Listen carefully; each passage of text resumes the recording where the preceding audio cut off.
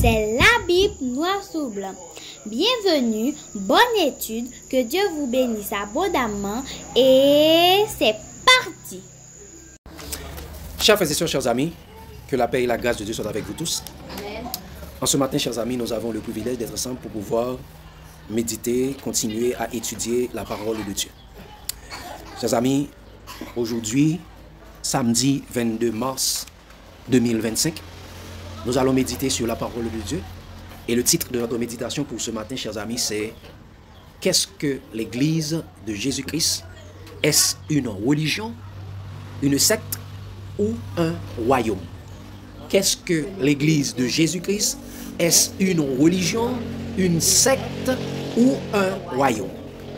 Chers amis, cette méditation sera la deuxième partie de la présentation que nous avions faite il y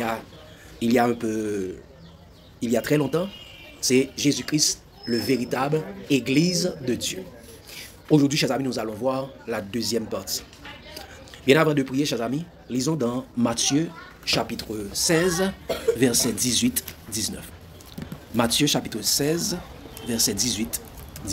Il dit, « Et moi, je te dis que tu es Pierre, et que sur cette pierre, je bâtirai mon église, et que les portes du séjour des morts ne prévaudront point contre elle. Je te donnerai les clés du royaume des cieux. Ce que tu lieras sur la terre sera lié dans les cieux, et ce que tu délieras sur la terre sera délié dans les cieux. » Chers amis, dans la première partie de cette étude, nous avions vu qu'est-ce que l'Église. Nous avons vu ensemble, l'Église, c'est l'Ecclésia, qui veut dire appelé à sortir d'eux.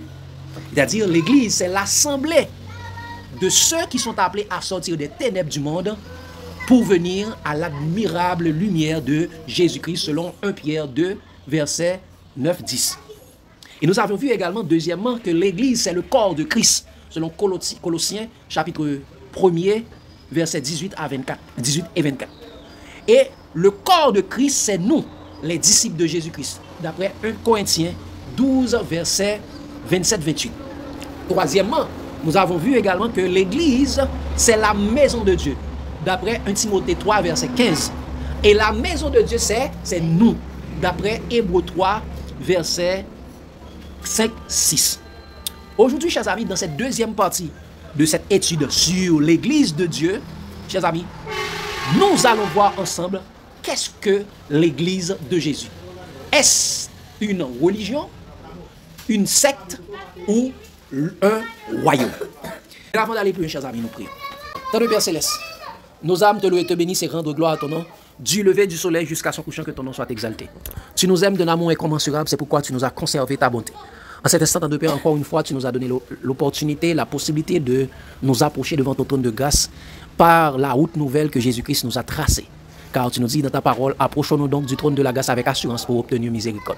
Seigneur Dieu, que la sagesse d'en haut nous imprègne et que, Seigneur Dieu, tu puisses nous donner la sagesse d'en haut pour que tu puisses nous enseigner par ton Saint-Esprit toutes choses et nous conduire dans toute la vérité. Et qu'ainsi, comme des enfants, nous puissions apprendre, comprendre, appliquer et partager ta parole, et que également, en tant que Père, nous puissions connaître la vérité salvatrice pour que nous soyons libérés et que nous soyons attachés à toi et à toi seul, par Jésus-Christ. Au nom de Jésus, nous t'en prions, lui qui vit, qui est au siècle des siècles. Amen. Chers amis, qu'est-ce que l'Église de Jésus? Est-ce une religion, une secte ou un royaume? Mes chers amis, de tous les temps, de l'histoire biblique, Dieu cherche toujours à avoir une nation qui lui appartient sur la terre.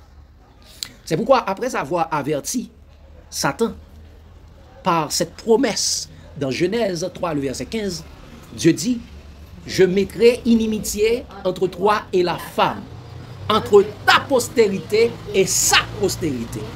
Celle-ci t'écrasera la tête et tu lui blesseras le talon. » Dieu dit, je mettrai inimitié entre toi et la femme. Entre toi et la femme. Chers amis, après le déluge, Dieu avait appelé Abraham à sortir de sa patrie Babylone afin d'accomplir sa promesse en faisant de sa postérité une grande nation. Comme il est écrit dans Genèse chapitre 12, nous lisons, chers amis, Genèse chapitre 12, verset 1-2. Nous lisons. L'Éternel dit à Abraham, va-t'en de ton pays, de ta patrie et de la maison de ton père, dans le pays que je te montrerai. Je ferai de toi une grande nation et je te bénirai, je rendrai ton nom grand et tu seras une source de bénédiction. Dieu dit à Abraham, je ferai de toi une grande nation. Va-t'en de ta patrie et de ton pays, et moi-même je ferai de toi une grande nation. Après que Abraham eut laissé son pays, Dieu a rappelé cette promesse à Abraham dans Genèse 17, verset 1-6. Genèse 17, verset 1-6. Regardez ce que Dieu a dit à Abraham. Qu'est-ce qu'il dit, chers amis? Il dit, lorsqu'Abraham fut âgé de 99 ans, l'Éternel a apparu à Abraham et lui dit, je suis le Dieu Tout-Puissant. Marche devant ma face et sois intègre. J'établirai mon alliance entre moi et toi, et je te multiplierai à l'infini. Abraham tomba sur sa face, et Dieu lui parla en disant, voici mon alliance que je fais avec toi. Tu deviendras père d'une multitude de nations. On ne t'appellera plus Abraham, mais ton nom sera Abraham, car je te rends père d'une multitude de nations. Je te rendrai fécond à l'infini. Je ferai de toi des nations et des rois sortiront de toi. Chers amis, la promesse de Dieu à Abraham est claire. Je te multiplierai à l'infini. Tu seras père d'une multitude de nations. Ton nom ne sera plus Abraham, mais ton nom sera changé en Abraham parce que tu es devenu père d'une multitude de nations. Des rois sortiront de toi. Donc Dieu a toujours voulu avoir, chers amis, quoi? Une nation, une grande nation issue de la postérité d'Abraham, qui sera une grande bénédiction pour toutes les autres nations de la terre. Et mes chers amis, par l'intermédiaire d'apôtre Paul, le Saint-Esprit a repris cette même promesse de Dieu en disant dans Galates 3, versets 6 à 8. Il dit, comme Abraham crut à Dieu et que cela lui fut imputé à justice, reconnaissez donc que ce sont ceux qui ont la foi qui sont fils d'Abraham. Verset 8. Aussi, l'Écriture prévoyant que Dieu justifierait les païens par la foi, a d'avance annoncé cette nouvelle à Abraham. Toutes les nations seront bénies en toi.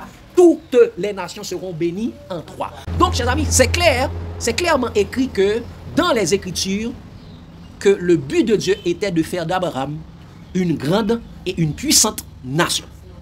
Ceci est réalisé au travers de ses descendants et de sa postérité. Ceci est exécuté où ça, chers amis? Au moyen de ses descendants et de sa postérité. Nous voyons, chers amis, je dis au moyen de ses descendants, je ne dis pas au moyen de ses postérités, mais je dis au moyen de sa postérité. Et nous allons le voir pourquoi, chers amis. Au moyen de ses descendants, chers amis. Cette promesse a été réalisée premièrement, regardez, retournons, chers amis, dans Genèse 17. Genèse 17, nous allons lire le verset 15-16 et le verset 20 et le verset 20-21. Il dit, Dieu dit à Abraham, tu ne donneras plus à Saraï, ta femme, le nom de Saraï, mais son nom sera Sarah. Je la bénirai et je te donnerai d'elle un fils. Je la bénirai et elle deviendra des nations.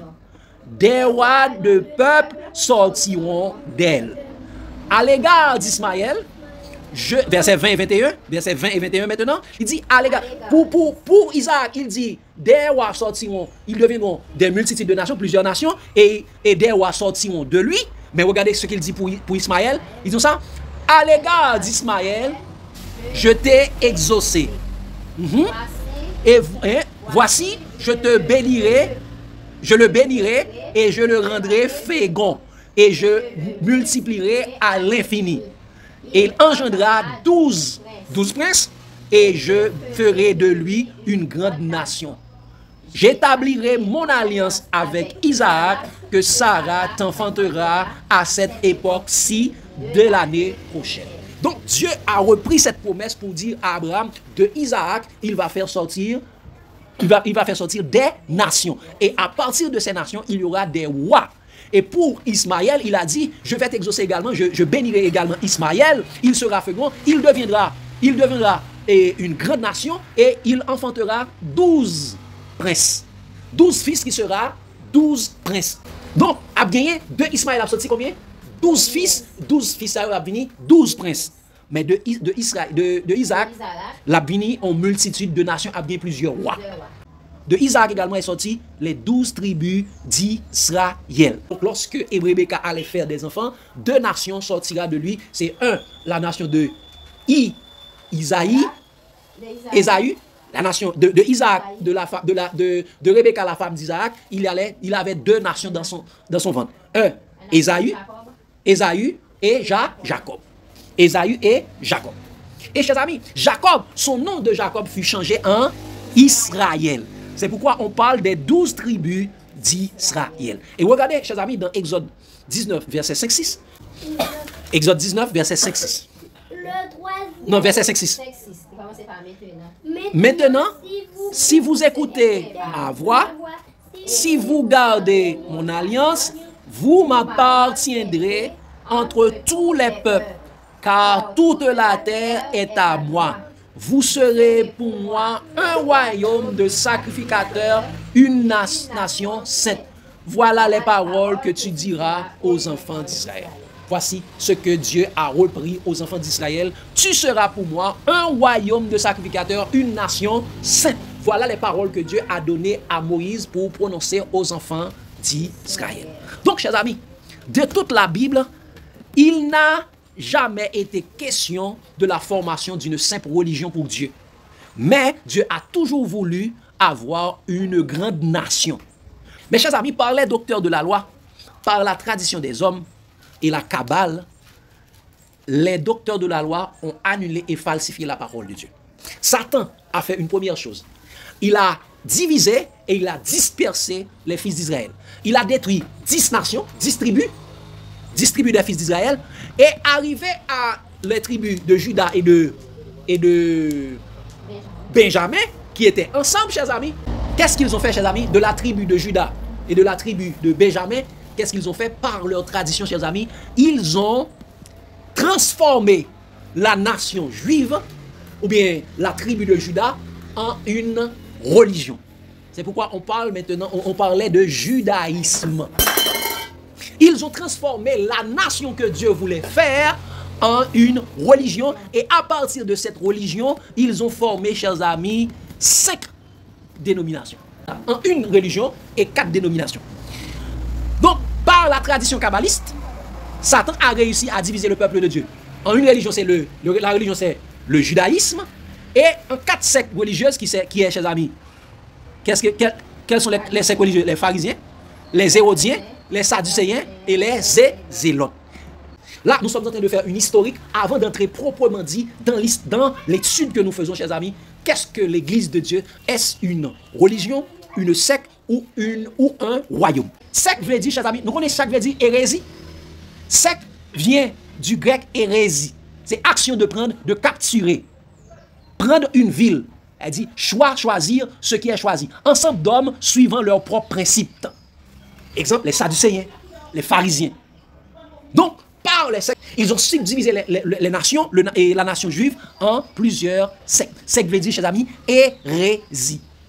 Par des hérésies, par des fables kabbalistiques, et mes chers amis, les docteurs de la loi, les pharisiens, les sadducéens, les hérodiens, les zélotes ont divisé le peuple de Dieu en plusieurs sectes. Et chers amis, quelle était encore, chers amis, la vision de Dieu? C'est d'avoir une grande nation. Pour Dieu, chers amis, la religion n'est qu'un style de vie. C'est un culte d'adoration. une profession de foi, la religion est autre. Dieu n'a jamais voulu avoir une religion sur la terre, mais Dieu a toujours voulu avoir une nation. Donc, chers amis, est-ce que Dieu change? Est-ce que Dieu a changé? Qu'est-ce que Dieu voulait avoir encore? Dieu voulait avoir une nation. Une grande nation pour que toutes les familles, toutes les nations de la terre puissent être bénies en la postérité d'Abraham. Regardez ce qu'il est dit dans Jacques. Dans Jacques 1er, verset 16-17. Jacques 1er, verset 16-17, nous allons regarder que Dieu ne change pas. Je vais le lire pour vous rapidement dire ça. Ne vous y trompez pas, mes frères bien-aimés. Toute grâce excellente et tout don parfait descend d'en haut du Père des Lumières, chez lequel il n'y a ni changement ni ombre de variation. Dieu n'a pas changé, Dieu n'a jamais changé et Dieu ne changera jamais. Dieu est immuable. Donc, de la même façon, chers amis, Jésus nous dit, chers amis, qu'il ne fait rien de lui-même, mais du Père qui lui a envoyé parce qu'il ne cherche pas sa volonté, mais la volonté du Père, la volonté de son Père qui est dans les cieux. Dans Jean 5, le verset 30. Donc sur la terre, Jésus est la postérité d'Abraham, par lequel Dieu a accompli sa promesse. Et quelle était sa promesse encore? C'est faire de toutes les nations, c'est faire de la postérité d'Abraham une grande nation. Regardez ce qu'il dit dans Galates 3, verset 16. Nous allons voir que la postérité que Dieu parlait dans la Genèse avec Abraham, cette postérité par laquelle Dieu va faire une grande nation, cette postérité n'est autre que Jésus-Christ. Galates 3, verset 16. Qu'est-ce qu'il a dit? Or, les promesses ont été faites à Abraham et à sa postérité.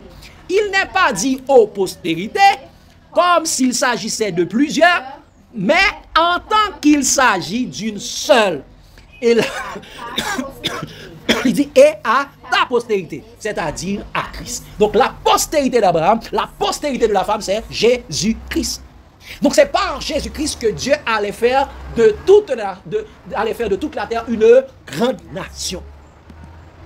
Donc, et cette promesse de Dieu à l'égard d'Abraham est accomplie en nous qui sont en Jésus-Christ. Cette promesse est accomplie en nous qui sont en Jésus-Christ. Regardez ce qu'il dit, chers amis, toujours dans Galates 3, regardez le verset 26-29. Galates 3, le verset 26-29. Qu'est-ce qu'il a dit? Car vous êtes tous, qu'est-ce qu'il a dit, chers amis? Car vous êtes tous fils de Dieu, par la foi en Jésus-Christ. Vous tous qui avez été baptisés en Christ, vous avez revêtu Christ. Il n'y a plus ni juif, ni grec. Il n'y a plus ni esclave, ni libre. Il n'y a plus ni homme, ni femme, car tous vous êtes un en Jésus-Christ. Si vous êtes à Christ, vous êtes donc la postérité d'Abraham, héritier selon la promesse. Si vous êtes en Christ, vous êtes actuellement la postérité d'Abraham. Donc en Jésus-Christ, chers amis, nous sommes de la postérité d'Abraham. Donc en nous, chers amis, nous avons dit, à part la postérité d'Abraham, nous devons être devenus une grande nation, une multitude de nations. Toutes les nations de la terre seront bénies en ta postérité. Et bien, chers amis, on retourne à la question, c'est qu'est-ce que l'Église de Jésus-Christ? Est-ce une religion, une secte ou un royaume? Mais chers amis, nous allons répondre maintenant très clairement, parce que nous venons de faire l'historique pour voir que Dieu a toujours voulu avoir une nation. Mais malheureusement, les hommes voulaient transformer, par Satan, sous l'inspiration de Satan, transformer cette religion en des sectes, transformer cette nation en une religion et des sectes. Regardez, chers amis, tout comme dans l'ancienne alliance, Jésus est venu en tant que la postérité afin d'accomplir la promesse qui a été faite au jardin d'Éden et à Abraham, faire de toutes les nations un grand royaume pour Dieu. C'est pourquoi, en faisant la promesse de la construction de son église, Jésus dit à Pierre, allons chers amis dans Matthieu 16, verset 18-19. Qu'est-ce qu'il a dit? Et moi, je te dis que tu es Pierre, et sur cette pierre, je bâtirai mon église. Et que les portes du séjour des morts ne prévaudront point contre elle, je te donnerai les clés du royaume des cieux. Ce que tu liras sur la terre sera lié dans les cieux, et ce que tu délieras sur la terre sera délié dans les cieux. Chers amis, si nous lisons attentivement ce passage, nous pouvons voir que Jésus a dit quelque chose de très important sur la vraie identité de son église. Ce que c'est son église. Il dit, sur cette pierre, je bâtirai mon église. Et il dit à l'autre partie, après avoir fini de bâtir son église, qu'est-ce qu'il dit? Et je te donnerai les clés du royaume des cieux. Donc, Les clés du royaume des cieux. Jésus dit, sur cette pierre, je bâtirai mon église. C'est comme si, après avoir fini de bâtir mon église, je te donnerai les clés du royaume des cieux. Donc ça veut dire, l'église, c'est le royaume des cieux. Donc quand il aura fini de bâtir son église, il va donner la clé. Et quelle clé va-t-il donner à Pierre? Les clés du royaume des cieux. Donc ça veut dire, l'église de Jésus, c'est le royaume des cieux. Ça veut dire clairement que l'église de Jésus, c'est le royaume des cieux. Donc, chers amis, qu'est-ce que l'église? Est-ce une religion, une secte ou un royaume? L'église de Jésus, c'est le royaume des cieux. L'église de Jésus est la représentation du royaume des cieux sur la terre.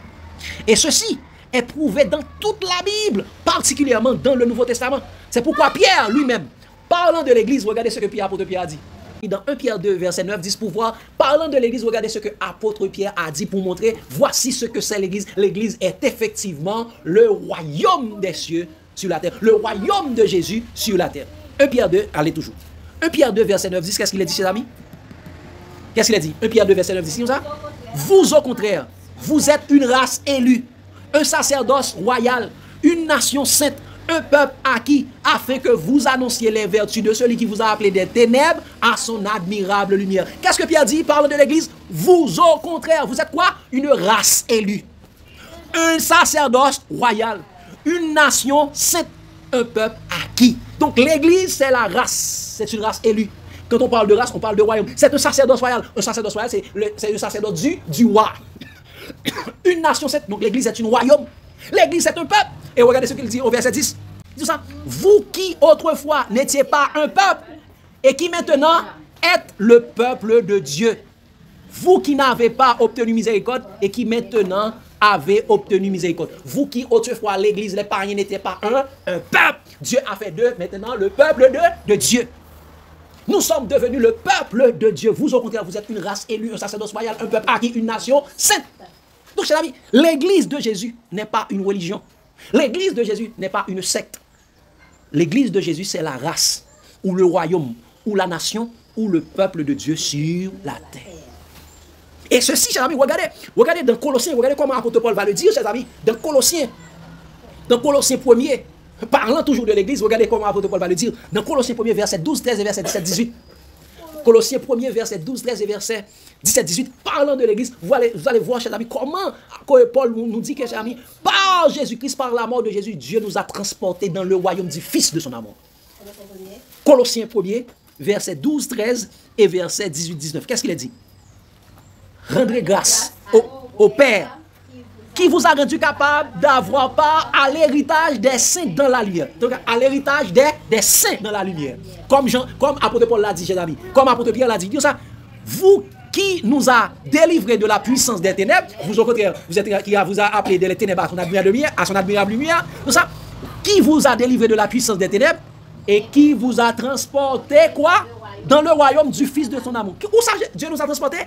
Dieu nous a transportés dans le royaume du Fils de son amour. Ça veut dire, chers amis, l'église, c'est le royaume de Dieu. C'est le royaume de Jésus, dans le royaume du Fils de son amour. Et regardez le verset 17. Le royaume de Dieu en Jésus-Christ. Le royaume du Fils de son amour. Regardez ce qu'il dit dans le verset 17. Toujours parlant, toujours dans le même chapitre, dans le même contexte. Regardez ce qu'il dit. Il est avant tout, parlant de Jésus, il est avant toute chose, et toute chose subsiste par lui. Il est la tête du corps de l'église. Il est le commencement, le premier-né d'entre les morts, afin d'être en tout le premier. Donc, il est la tête du corps de l'église. Donc, le Fils, le royaume du Fils de son amour, Jésus qui est le roi, Jésus qui est le roi du royaume, Jésus qui est le roi du royaume, et cet royaume, c'est l'église, qui est son corps, dont il est lui-même la tête. En disant qu'il est la tête, elle dit qu'il est le roi de l'église. Il est le roi parce que l'église, c'est son royaume. Donc, chers amis, l'église de Jésus-Christ n'est pas une religion. L'église de Jésus-Christ n'est pas une secte. L'église de Jésus-Christ, c'est le royaume de Jésus-Christ sur la terre. Et regardons, chers amis, ce qui est écrit dans la révélation de Jésus, dans l'Apocalypse. Jésus lui-même va révéler encore une fois, il n'a pas créé de religion sur la terre. Il n'a pas créé des sectes sur la terre. Il a créé lui-même un royaume sur la terre. Dans quelques lieux vous éparpillez, vous êtes dans le royaume de Christ. Vous n'êtes pas dans une religion. Vous n'êtes pas dans une secte. Vous êtes dans le royaume des cieux sur la terre. Regardez ce qu'il dit dans Révélation. Apocalypse. chapitre 1er, verset 4 à 6. Parlant encore de l'Église, nous allons voir, et, chers amis, encore une fois, la relation entre l'Église et le royaume des cieux. Nous allons voir encore une fois, chers amis, la relation entre l'Église et le royaume des cieux. Apocalypse chapitre 4, chapitre 1er, verset 4 à 6. Qu'est-ce qu'il a dit? Jean aux 7 églises qui sont en Asie. Notez bien, Jean aux 7 églises qui sont en Asie. Regardez ce qu'il dit. Que la grâce et la paix vous soient données de la part de celui qui est, qui était et qui vient. De la part des 7 esprits qui sont devant son trône. Regardez le verset 5 de ça. De la part de Jésus-Christ, le témoin fidèle, le premier-né des morts et le prince des rois de la terre. À celui qui nous aime, qui nous a délivrés de nos péchés par son sang. Regardez le verset 6, exactement tout ça. Et qui a fait de nous un royaume des sacrificateurs pour Dieu son Père. À lui ça la gloire et la puissance au siècle des siècles. Qui ça? Qui ça dit, chers amis? Par le Saint-Esprit, Jean dit, chers amis, Jean aux 7 églises qui sont en Asie, que Jésus a fait de nous quoi? A fait de nous un royaume des sacrificateurs pour Dieu son Père. Donc, chers amis, l'église de Jésus, c'est un royaume. On ne peut plus clair que l'église de Jésus-Christ, c'est le royaume des dieux. Et il le confirme, chers amis, encore une fois, toujours dans Apocalypse. Regardez le Apocalypse 5, verset 8 à 10. Donc Jésus a fait de nous un royaume. L'église de Jésus, c'est le royaume des cieux sur la terre. Apocalypse 5, verset 8 à 10. Regardez ce qu'il dit. Quand il prit le livre parlant de l'agneau, Jésus, l'agneau qui avait 7 yeux et 7 cornes, il dit, quand il le livre, les quatre êtres vivants et les 24 vieillards se prosternèrent devant l'agneau, tenant chacun une harpe et des coupes d'or remplies de parfums, qui sont les prières des saints. Qui sont qui ça?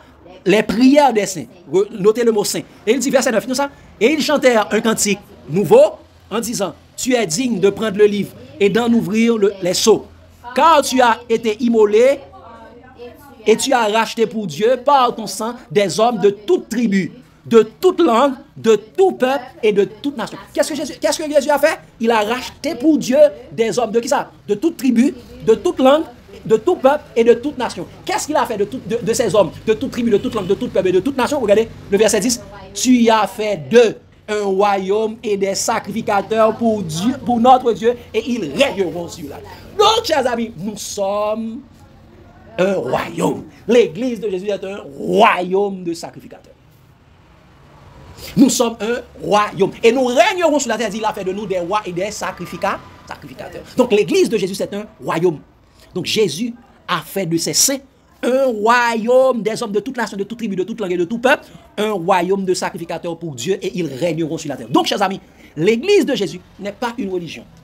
L'église de Jésus n'est pas une secte. L'église de Jésus n'est pas une dénomination. L'église de Jésus, c'est le royaume de Jésus sur la terre. C'est le royaume de Jésus sur la terre. Qu'est-ce que l'église de Jésus? Est-ce une religion? Ou une secte? Ou une dénomination? Ou un royaume? L'église de Jésus, c'est un royaume. Et nous allons le comprendre encore une fois, chers amis, nous allons le confirmer encore plus en regardant la réponse de Jésus à Pilate et la prière sacerdotale de Jésus à son Père. Regardez ce qu'il a dit, chers amis. Nous allons regarder Jean 18, verset 33, 36 à 37. 36 et 37. Regardez ce qu'il a dit, chers amis. Qu'est-ce qu'il a dit? Pilate entra dans le prétoire, appela Jésus et lui dit, es-tu le roi des Juifs? Qui ça? Es-tu le roi des Juifs? C'est la question de... Donc si Pilate est en train de parler de roi, c'est-à-dire il y a un roi, un royaume. Es-tu le roi des Juifs? C'est-à-dire les Juifs devraient être le royaume de Dieu. Mais qui avait livré Jésus? Les Juifs. Les Juifs. Regardez la réponse de Jésus, verset 36. Verset 26. Mon royaume n'est pas de ce monde. Répondit Jésus, si mon royaume était de ce monde, mes serviteurs auraient combattu pour moi afin que je ne fusse pas livré aux Juifs. Mais maintenant, mon royaume n'est point d'ici-bas. Mais maintenant, mon royaume n'est point d'ici-bas. Mon royaume n'est pas de ce monde. Parce que ce sont les Juifs qui ont livré Jésus. Qui étaient les Juifs? Les Juifs avaient pour père le diable. Ils ont voulu tuer Jésus. Ils ont livré Jésus. Jésus dit, mon royaume n'est pas de ce monde. Regardez le verset 37, ils ont ça. Pilate lui dit, tu es donc roi? Si tu parles de royaume, tu es donc roi. Jésus répondit, tu le dis, je suis roi. Je suis né et je suis venu dans le monde pour rendre témoignage à la vérité. Quiconque est de la vérité, écoute ma voix. quiconque est de la vérité, écoute ma voix. Pourquoi les Juifs ne voulaient pas entendre la voix de Jésus? Parce qu'ils ont pour père le diable, le père du mensonge. Il est menteur et père du mensonge. C'est pourquoi ils ne voulaient pas écouter Jésus. Ils n'ont pas voulu entendre la vérité. Ils n'avaient pas l'amour de la vérité. Ils ont divisé le peuple de Dieu en religion et en sectes religieux, mais Jésus était venu pour rassembler tous ces peuples, pour toutes ces religions, pour faire retourner, faire une seule nation, mais ils n'ont pas voulu.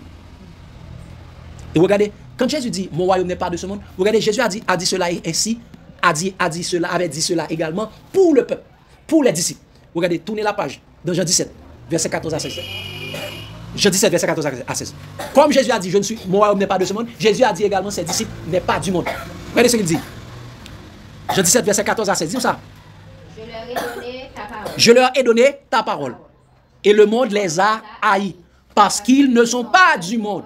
Comme moi, je ne suis pas du monde. Qui ça? Les disciples de Jésus ne sont pas du monde, comme Jésus n'est pas du monde. Il dit, son royaume n'est pas de ce monde. Il continue de dire ça. Je ne te prie pas de les ôter du monde, mais de les préserver du mal. Ils ne sont pas du monde, comme moi, je ne suis pas du monde. Donc, Jésus, encore une fois, est en train de parler de son royaume. Quand Jésus dit, mon royaume n'est pas de ce monde, il a dit, mes disciples ne sont pas du monde. Donc, l'église de Jésus n'est pas une religion. L'église de Jésus n'est pas une secte. L'église de Jésus n'est pas une dénomination. L'église de Jésus est un royaume. L'église de Jésus, c'est le royaume de Dieu sur la terre. L'église de Jésus, c'est le peuple de Dieu sur la terre. Donc, chers amis, de la même façon que Jésus a dit à Pilate que son royaume n'est pas de ce monde, il avait dit également de la prière sacerdotale à son Père que ses disciples n'est pas de ce monde. Comme lui n'est pas de ce monde. Donc, chers amis, l'église de Jésus n'est pas une religion. L'église de Jésus n'est pas une secte. L'église de Jésus n'est pas une dénomination. L'église de Jésus, c'est le royaume de Jésus sur la terre. Et regardez la dernière partie, chers amis, de la prédication. Nous allons faire une comparaison entre la prédication pour nous rentrer dans une partie qui est très importante. Avant que Jésus puisse commencer son ministère, qu'est-ce que Jean-Baptiste avait prêché? Qu'est-ce que Jean-Baptiste avait prêché? Exactement, dans Matthieu 3, verset 1-2. Dans Matthieu 3, verset 1-2, Jean-Baptiste a prêché exactement ce que vous avez dit. Repentez-vous car le royaume des cieux est proche. Matthieu 3, verset 1-2 dit ça. En ce temps-là, parut Jean-Baptiste prêchant dans le désert de Judée, et il disait, repentez-vous car le royaume des cieux est proche. Repentez-vous car le royaume des cieux est proche. Ça dit Jésus est proche. Le royaume des cieux est proche. Mais regardez, encore une fois, Jésus lui-même, quand il commençait son message, Jésus a prêché, a dit le même. Jésus a donné la même prédication que Jean-Baptiste. Matthieu 4, verset 16-17. Tournez la page. Matthieu 4, verset 16-17. Qu'est-ce qu'il a dit? Ce peuple, assis dans les ténèbres, a vu une grande lumière. Et sur ceux qui étaient assis dans l'ombre de la mort, dans les régions de l'ombre de la mort, la lumière s'est levée. Dès ce moment, Jésus commença à prêcher et à dire, repentez-vous, car le royaume des cieux est proche. Qui est-ce que Jésus a dit ça? Avec Juifuri? Repentez-vous, car le royaume des cieux est proche. Il dit, vous n'êtes pas le royaume des cieux. Vous n'êtes pas dans le royaume des cieux. Repentez-vous, car le royaume des cieux est proche. Quand il dit le royaume des cieux est proche, est-ce qu'à ce moment-là, l'église de Jésus était déjà constituée? Est-ce qu'à ce moment-là, l'église de Jésus était déjà constituée? Non. Parce qu'il a dit au chapitre 16, tu es Pierre, et sur cette pierre, je bâtirai mon église. Et l'église de Jésus a été bâtie après sa mort et sa résurrection, lorsque les disciples furent baptisés du Saint-Esprit. C'est pourquoi il dit, Jésus ajouta, et l'Esprit, et Dieu ajouta chaque jour à l'église ceux qui étaient sauvés, ceux qui étaient rachetés. Regardez Matthieu 24. Dans Matthieu 24, regardez ce que Jésus a dit lui-même. Après, parce qu'il y avait une discussion entre Jésus et les disciples. Quand Jésus parlait avec les disciples, avec les pharisiens ne voulaient pas l'écouter. Et les pharisiens, Jésus dit ça. Et le royaume des cieux est donc venu parmi vous. Si c'est par le doigt de Dieu, lorsque les pharisiens ont accusé Jésus, ils chassaient les démons par Belzébul. Jésus dit ça. Si c'est par l'Esprit de Dieu que je chasse les démons, c'est que le royaume des cieux est donc venu vers vous.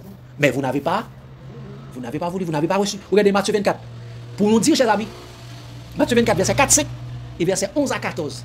Par rapport, chers amis, nous devons savoir que Jésus a toujours, la prédication de l'Adventiste, c'est annoncer le royaume des cieux. C'est pas annoncer le message adventiste au moins dans ma génération. C'est pas dire, Adventiste, c'est le royaume ce sont les royaumes de la terre. C'est pourquoi il est dit, dans quel passage qu'on a nous écrit Dieu 17, verset 13. Regardez ce qu'il dit, chers amis. Donc nous devons savoir que l'église de Jésus, c'est le royaume des cieux sur la terre. Nous sommes des représentants du royaume des cieux sur la terre. Jérémie 17, verset 13, qu'il a dit, lis pour nous très fort. Toi qui es l'espérance d'Israël, ô Éternel. Toi qui es l'espérance d'Israël, ô Éternel. Tous ceux qui t'abandonnent Tous ceux qui t'abandonnent seront confondus. Ceux qui sont, ceux qui se détournent de moi seront inscrits. sur la terre. Tous ceux qui se détournent de moi seront inscrits sur la terre. Il abandonne la source d'eau vive. Qu'il abandonne qui ça? La source d'eau vive. Qui est la source d'eau vive encore? Jésus. L'Éternel Jésus. Et la parole s'est faite chair, il a habité par nous. En elle était la vie, et la vie était la lumière des hommes. Donc, chers amis, prenez garde à la théologie des ministres de Satan. De la même façon, chers amis, Satan a divisé, dispersé le peuple juif. Il a détruit près de 10 tribus. Il était resté seulement 2 tribus, Judas et Benjamin. Mais qu'est-ce qu'ils ont fait avec de Judas et Benjamin? Ils l'ont transformé en une religion, le judaïsme. Et à partir du judaïsme, ils ont créé combien de sectes? Près de 4 sectes. Pharisiens, Sadducéens, Hérodiens, Zélotes. Mes chers amis, apôtre Paul nous dit dans 1 Corinthiens 10, le verset 11. Apôtre Paul nous dit dans 1 Corinthiens 10, verset 11. Comme le sage Salomon qui avait dit, il n'y a rien de nouveau sous le soleil. Regardez ce que apôtre Paul dit dans 1 Corinthiens 10, le verset 11. Il dit, ces choses leur sont arrivées. Parlant du peuple juif. Et pour exhorter l'église, apôtre Paul dit, ces choses leur sont arrivées pour servir d'exemple. Elles ont été écrites pour notre instruction à nous qui sommes parvenus à la fin des siècles. Qui ça? Ces choses, l'histoire des Juifs est une typologie pour nous qui sommes arrivés à la fin des siècles. Ces choses ont été écrites pour notre instruction, pour que nous puissions prendre garde. C'est pourquoi Jésus eut à dire, chers amis, Matthieu 24, verset 4, 5 et verset 11 à 14, Jésus leur répondit, prenez garde que personne ne vous séduise. C'est ça? Prenez garde que personne ne vous séduise. Car plusieurs viendront sous mon nom, disant que c'est moi qui suis le Christ, et ils séduiront beaucoup de gens. Qu'est-ce que Jésus est encore? Jésus est le roi de son royaume. Si plusieurs viendront sous mon nom, disant c'est moi qui suis l'Église, elle dit c'est moi qui suis le roi de l'Église. C'est moi qui suis le chef de l'Église. C'est moi qui suis la tête de l'Église. C'est moi qui suis le président de l'Église. Regardez le verset 11 à 14, disons ça. Plusieurs faux prophètes s'élèveront et ils séduiront beaucoup de gens. Et parce que l'iniquité se sera accrue, la charité du plus grand nombre se refroidira. Mais celui qui persévérera jusqu'à la fin sera sauvé. Regardez le message. Cette bonne nouvelle du royaume sera prêchée dans le monde entier pour servir de témoignage à toutes les nations. Alors viendra. Cette bonne nouvelle du royaume sera prêchée dans le monde entier. Cette bonne nouvelle de l'Église sera prêchée dans le monde entier pour servir de témoignage. Donc Jésus avait averti que plusieurs viendront sous son nom et ils séduiront beaucoup de gens. Il a dit, ils égareront beaucoup de gens de la vérité. Et regardez comment ils l'ont fait, par quoi ils l'ont fait. Regardez dans 2 Pierre 2, versets 1 à 3. Regardez comment ils ont transformé l'église de Jésus. 2 Pierre 2, verset 1 à 3. Comment ils ont transformé l'église de Jésus en des sectes pernicieuses, en des sectes religieuses. Qu'est-ce qu'il a dit? Il y a eu parmi le peuple de faux prophètes.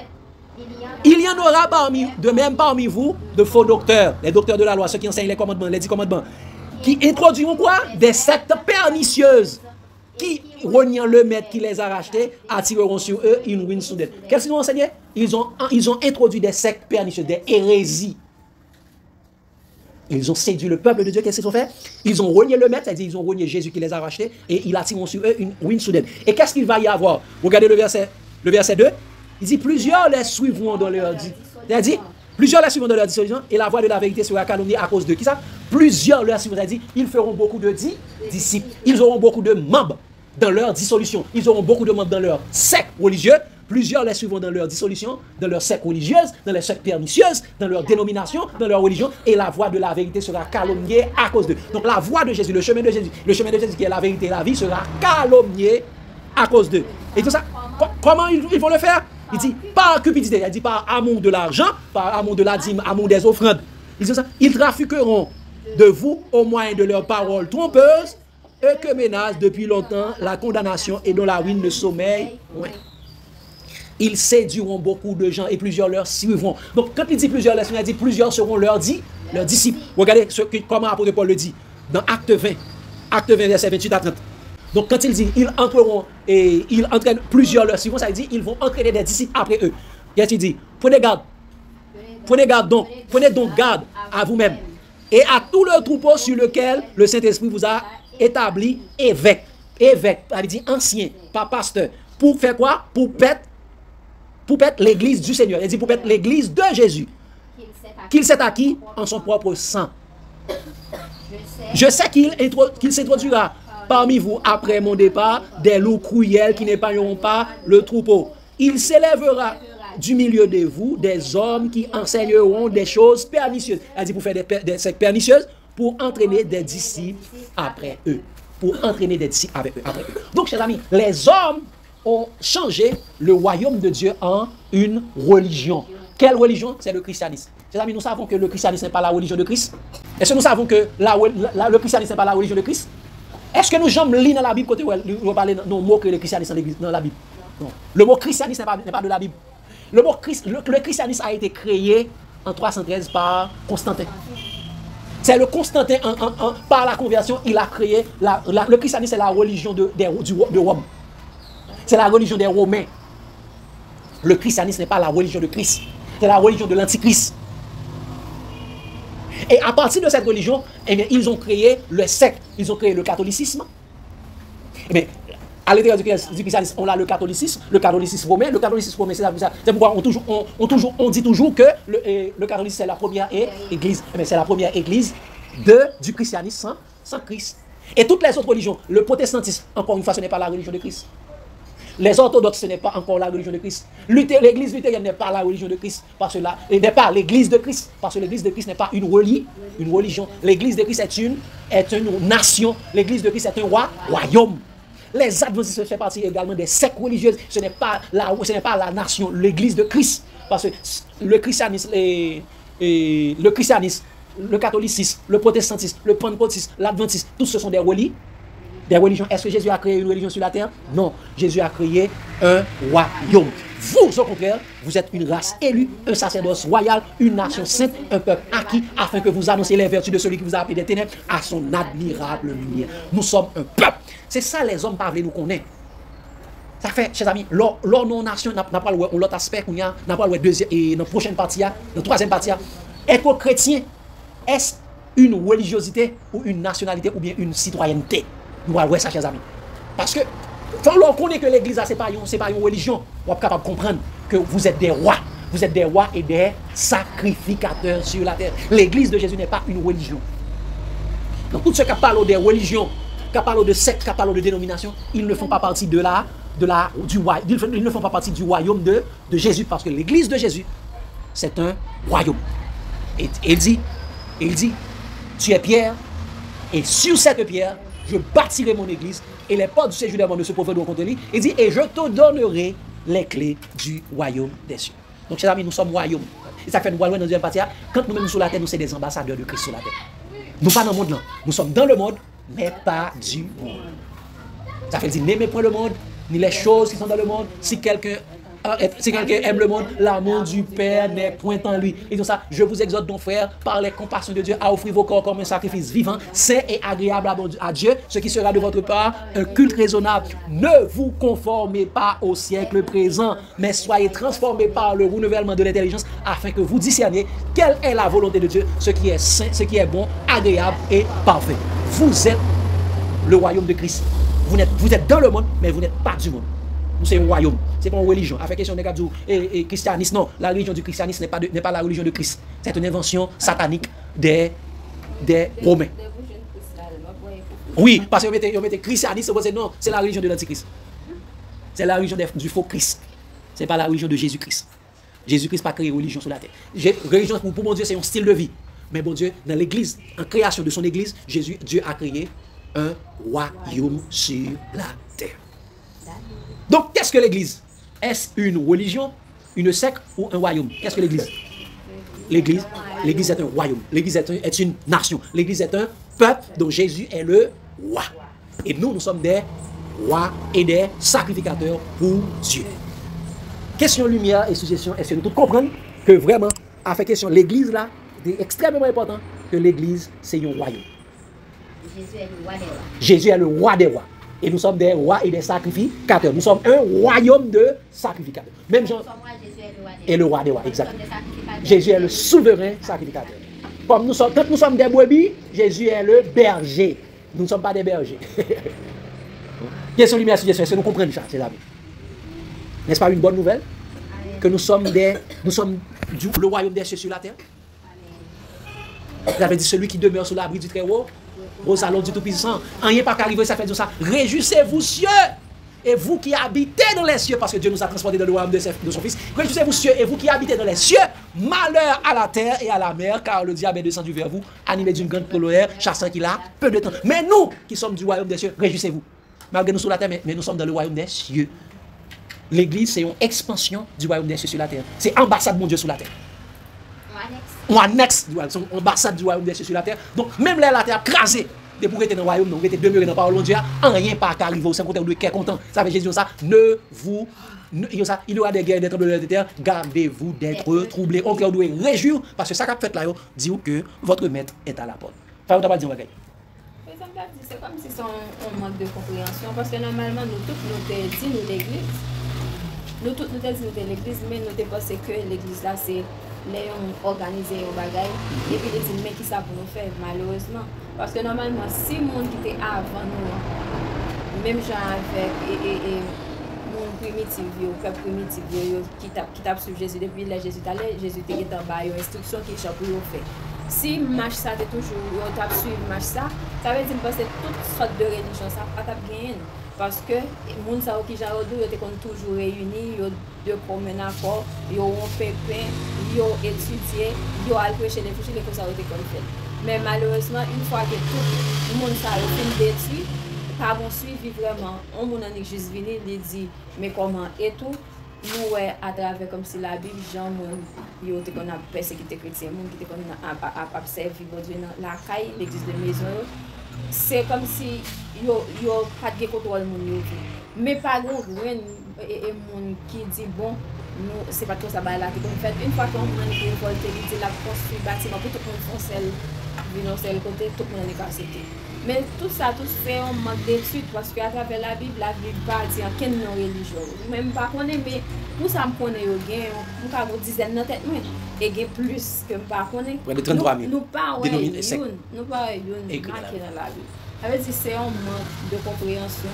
Si tout le monde veut suivre la parole, il y a des gens qui vont tomber là-dedans.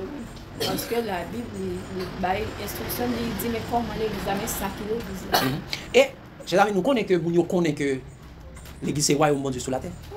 Et, non. Est-ce que nous connaissons les gens qui sait d'où ils connaissent ça?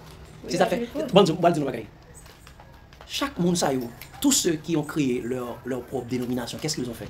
Le catholicisme, ça vient là dans notre tête. Le pape. Qui ça pape là encore? Non, pas le pape. Qui ça pape là? Il est le chef de l'église catholique et il est également le roi de Vati. Il est le roi de l'église catholique. Ça Jésus est pour nous, Jésus va le roi de l'église là. L'orienté dans l'Adventiste. Est-ce qu'il n'a pas fait élection de mon président? Il n'a pas fait ça? Il n'a pas fait élection de mon président? Oui. Il a mon président. Ça veut dire, si il y a un président, ça veut dire c'est un pays. Ça veut dire c'est un peuple. Ça fait toujours prendre un peuple adventiste. Le peuple catholique. Ça veut dire, mais c'est peuple pas c'est pas peuple Jésus. Le peuple adventiste va toujours dire ça? Oui, le message adventiste au monde entier en ma génération. C'est le peuple adventiste. C'est au lieu de Jésus dire faire de toute génération des disciples, il a fait toute génération, vient tourner adventiste. Vous voyez ça? Il y a un président. C'est peut-être ça, Jésus même débat nos avertissement. Et ça fait Jésus débat nos avertissement. Regardez ça, le dit, chers amis. Regardez ça, le dit, Jésus dans Matthieu 20, à partir du verset 25. Regardez ça, Jésus dit, et ça fait Jésus dit, puis nous gagne ça on a mis nous. Lorsque la maman des fils de Zébédée devait demander avec Jésus pour ne pas mettre deux petits clios dans le royaume, une à gauche, une à droite. Il y a un premier ministre, une baronne qui ont déjà dit ça. Il y a un premier ministre et dans le royaume, non? Eh bien. De justice. Oui, il y a un vice-président, il y a un ministre. Quand ça Jésus dit, à partir de verset. Parce que les disciples étaient fâchés après Jésus finit ça. Regardez ça, Jésus dit à partir de verset 25 de Matthieu 20. Il dit ça? Jésus les appela et dit, vous savez que les chefs des nations les tyrannisent, ils ont exploité, ils ont tout pisé. Et les grands les asservissent, ils ont fait tourner esclaves. C'est eux qui prennent, ils ont fait esclaves, ils ont exploité, ils ont colonisé, ils ont tout pisé. Ils disent ça? Il n'en sera pas de même au milieu de vous. Mais quiconque veut être grand parmi vous, qu'il soit votre serviteur. Et quiconque veut être le premier parmi vous, qu'il soit votre esclave. C'est ainsi que le Fils de l'homme est venu, non pour être servi, mais pour servir et donner sa vie en rançon pour la raison de plusieurs. Comme la raison de plusieurs. Donc il ne doit pas y avoir de chef parmi vous. Le seul chef de l'église, c'est Jésus-Christ. C'est même chef ça, qui a tyrannisé, qui a pris dîme, qui a exploité, qui a pris l'argent pour enrichir. Même Jean, bon Dieu, pas de jamais voulu que Israël te vienne tourner un roi. Parce qu'il te dit, ouais, il ne pas prendre dîme sous, il ne pas prendre l'argent sous. Même Jean ça tout, de la même façon que avec ces églises, ces hommes ont transformé l'église de Jésus en une religion et il y a même nommé tête, il nommé président, pas yo. Et Pape François, c'est chef de l'église catholique. Et Ted Wilson, c'est président de l'église adventiste. Toujours même pape là, toujours. Orthodoxe, et c'est les Cyril, c'est lui qui est dans tête orthodoxe. Chaque monde a un chef. Et vous connaissez le roi d'Angleterre, c'est le roi de l'église anglicane. L'église anglicane. Donc, c'est vraiment également spirituel. Donc, pas quitter personne mon égaré nous. L'église, c'est le royaume de Christ sur la terre. Donc, c'est une bonne nouvelle que nous sommes déjà des enfants du royaume. Vous avez dit, nous sommes déjà sauvés. Ça fait Paul, qui dit ça, j'ai combattu le bon combat, j'ai gardé la foi, j'ai achevé la course. Désormais, la couronne de vie m'en est réservée. Donc, la couronne de vie m'en est réservée parce qu'il c'est mon roi. Dans tête qui a semé des couronnes? Dans tête roi. Dans tête roi, reine, princesse. Donc, nous sommes des rois dans le royaume de Christ. Donc, l'église de Jésus, c'est son royaume sur la terre. Est-ce que vous avez l'autre question? C'est bon? Vous comprenez? Donc, pas qu'il y ait personne qui a égaré nous. Nous comprendre l'église, c'est un petit groupe, c'est une communauté, la communauté adventiste. Non, l'église n'est pas une communauté, l'église c'est une nation. Tout le monde qui c'est religion, c'est le monde qui subdivise l'église. Chaque petit parti par eux. Adventiste petit parti par eux, catholique petit parti par eux, protestant petit parti par eux, et pentecôtiste petit parti par eux, orthodoxe petit parti par eux. Ils ont divisé l'église Christ là par la chair, par les œuvres de la chair. Ils ont divisé le corps de Christ. Et ça fait apôtre Paul dit, Christ est-il divisé? Christ est divisé. Pour qui ça nous a dit, moi je suis de Paul, moi je suis d'Apollos, ou de Céphas. Non, Christ n'est pas divisé. Mais eux, qu'est-ce qu'ils ont fait? Ils ont divisé le corps de Christ. Oui, ils ont divisé le corps de Christ. Elle dit, oui, Paul dit, est-ce que c'est Paul qui est crucifié pour vous-même? Est-ce que c'est Apollos? Non. On va baptiser mon nom au nom de dénomination. Mais c'est où tu es mort pour lui. C'est où tu es vie pour lui. Pourquoi? Donc Christ n'est pas divisé. Nous avons été transportés dans le royaume du Fils de son amour. Parce que l'Église est le royaume des cieux sur la terre. Donc ça n'avait pas témoigné, c'est Dieu. Que Dieu vous bénisse abondamment. L'amour de Christ nous presse. Amen.